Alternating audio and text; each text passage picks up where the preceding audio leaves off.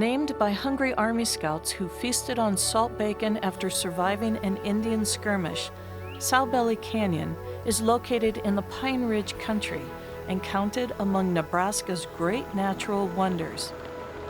A 12-mile public road winds through Salbelly Canyon, and a small park gifted by a ranching family to the village of Harrison is a favorite among locals.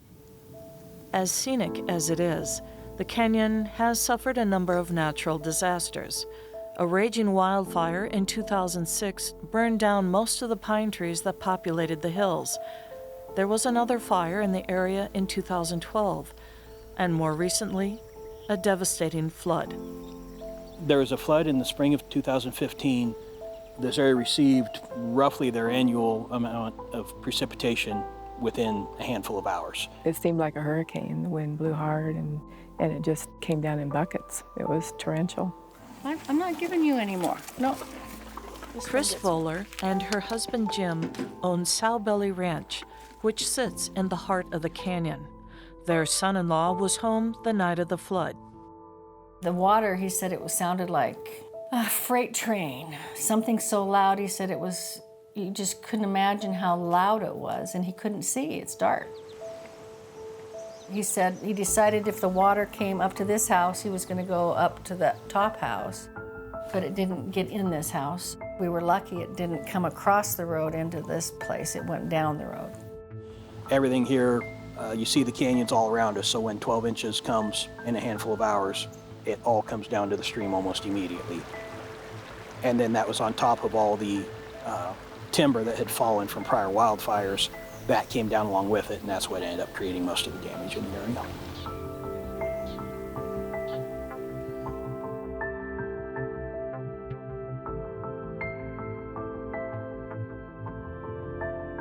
We were stuck in here, I think, 4 or 5 days. We couldn't get in and out because the roads were all gone. And the worst part was the dead trees from '06.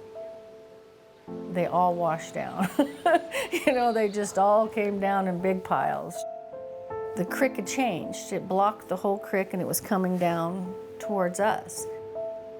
There was a tremendous amount of silt and rock that was moved. The stream was widened in a lot of places. Where there used to be a bank, it was gone. It became sediment and it's somewhere downstream. After the flood, we had to close the park, and a lot of the area people used it for picnicking and family events. We had numerous weddings down there. We were afraid that maybe we wouldn't be able to bring the park back at all. The village of Harrison reached out to federal and state agencies for flood assistance. Their request for aid was met with resistance. Matt Steffel from Game and Parks got on board right away and said, we really need to get this process going. When Federal Emergency Management came into the area, their primary concern was reestablishing the developed areas of the park.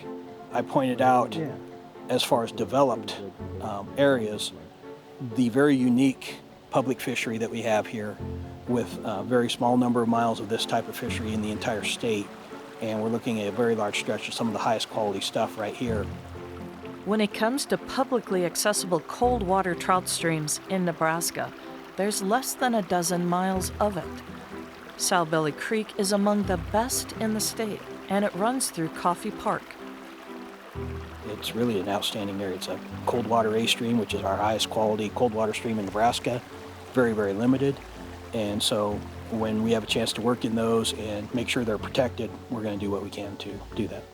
The Federal Emergency Management Agency agreed to cover 75% of the cleanup costs.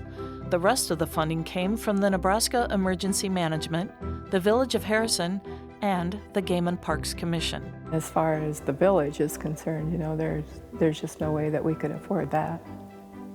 We are a small village. Our budget is very tight.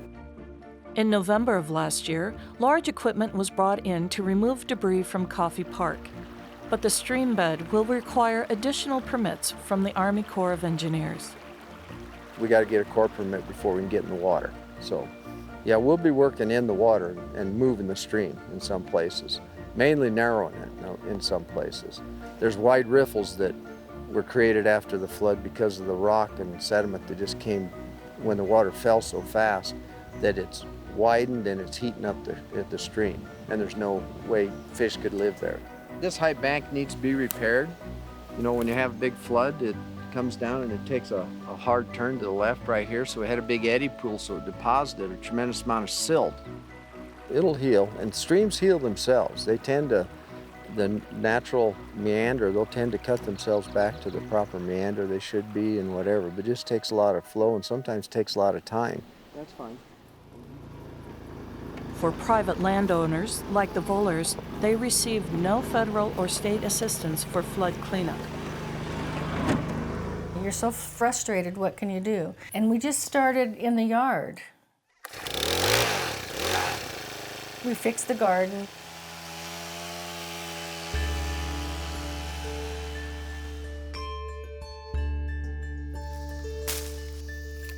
We put new fence up there. We put fence up for the horses. We still have fence down. It might take us 5 years, it might take us 10 years. The Vollers have been good stewards of their land and just recently placed a conservation easement on their 1,300-acre Sowbelly Ranch with the Nebraska Land Trust. Conservation easements are a tool where a landowner can decide to either donate or sell some of the rights that they have as a property owner, some of the options that they have on their property. I think it's probably the only ranch in Nebraska that has turkey, sheep, deer, elk, probably everything you'd want in a place. And we had a lot of friends in Cheyenne that wanted to buy 10 acres on the creek, or the 160 up top, build a house, or piecemeal it out. And I don't think that's what should happen to it. So this place can never be subdivided. It has to be sold in one piece if it ever is sold. And it's protected forever.